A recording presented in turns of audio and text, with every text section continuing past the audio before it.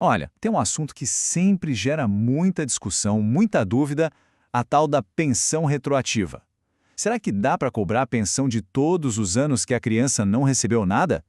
A resposta que a lei dá pode não ser bem o que todo mundo imagina.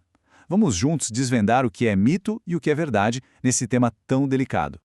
Essa é a pergunta de R$ 1 milhão, né? Muita gente se questiona: posso entrar na justiça e pedir o pagamento por todo aquele tempo que ficou para trás? É uma dúvida que surge de situações bem complicadas.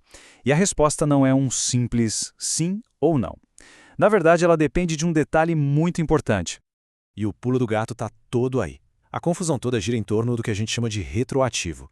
Porque, para a lei, essa palavra pode significar duas coisas bem diferentes. E entender essa diferença é o que vai clarear o caminho e mostrar o que pode ser feito na prática.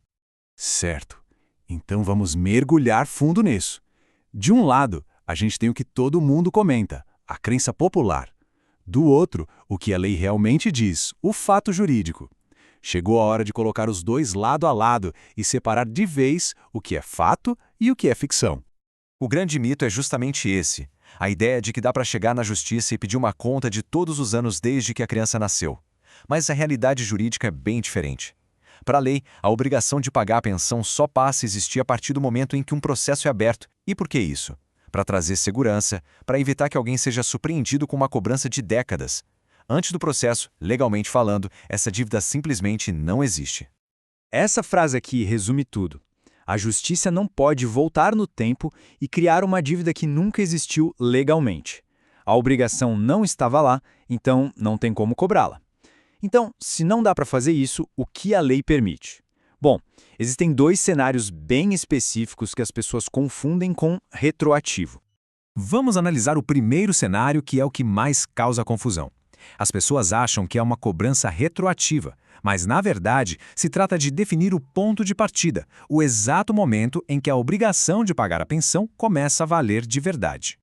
E para entender isso, a gente precisa conhecer uma palavrinha-chave do direito: citação. Pensa na citação como o aviso oficial da justiça batendo na porta e dizendo: olha, tem um processo de pensão contra você. Esse ato não é só um papel, não. Ele é o gatilho, é o que dá o start na obrigação de pagar. Essa linha do tempo deixa tudo bem claro. O processo é aberto, mas o momento que realmente importa é a citação. A partir do dia em que a pessoa é oficialmente notificada, o taxímetro da pensão começa a rodar. E isso é fundamental, porque mesmo que o juiz demore meses para dar a sentença final, o valor vai ser devido desde o dia daquela citação. E aqui está a grande sacada. Quando o juiz finalmente define o valor da pensão, o pagamento tem que ser feito de forma retroativa, mas só até a data da citação. É muito importante entender isso. Esse valor acumulado não é uma cobrança de atrasados no sentido de uma dívida antiga. É só o resultado natural de um processo que leva um tempo para terminar. Certo. Agora vamos para o segundo cenário, que esse sim é sobre dívida de verdade. Aqui, a gente não está falando de criar uma obrigação do zero, mas sim de cobrar uma que já existia, que já foi definida por um juiz, mas que não foi paga. A situação aqui é bem direta. Já existe uma decisão do juiz dizendo o valor da pensão é X por mês. Se a pessoa não paga essas parcelas mensais, elas viram uma dívida real, acumulada, e é a cobrança desses valores em aberto que a lei permite.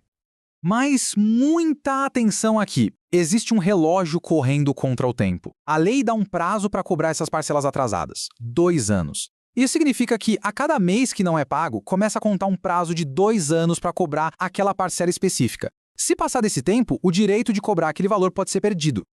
Então, para ficar bem claro, no primeiro caso, o valor devido nasce junto com o processo, a partir da citação. No segundo, a gente está falando de cobrar uma dívida que já tinha sido definida antes e foi simplesmente ignorada. Um é o começo da obrigação, o outro é a consequência do não pagamento de algo já estabelecido.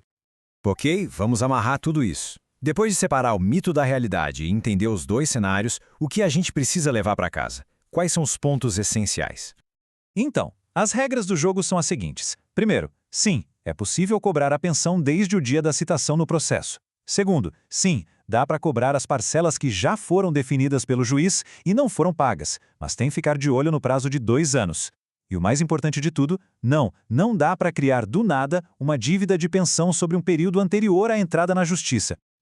Espero que agora essa ideia de pensão retroativa esteja bem mais clara. Conhecer a lei não é só sobre saber os direitos, é sobre entender o tempo certo de agir.